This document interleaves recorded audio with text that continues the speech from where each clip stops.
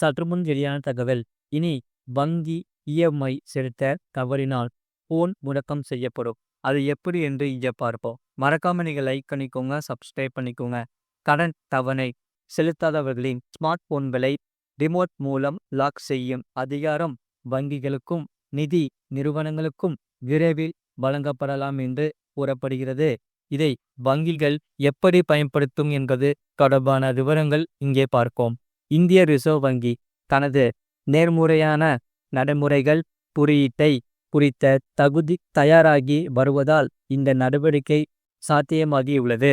ஒரு நபர் லோன் வாங்கி அதை கட்டாமல் இருந்தால் இந்த குறியீடு உயரும். இப்படிப்பட்ட கடன் தவணை செலுத்தாதவர்களின் எண்ணிக்கை அதிகரித்து வருவதற்கு பதிலடியாக இந்த நடவடிக்கை எடுக்கப்பட உள்ளது.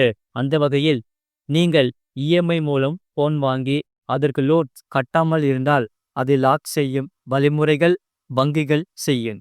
பல மாதங்களாக கட்டுப்பாட்டாளர்கள் மற்றும் நிதி நிறுவனங்களுக்கு இடையே விவாதிக்கப்பட்டு இந்த சர்ச்சைக்குரிய நடவடிக்கை தற்போது அமலுக்கு வர உள்ளது.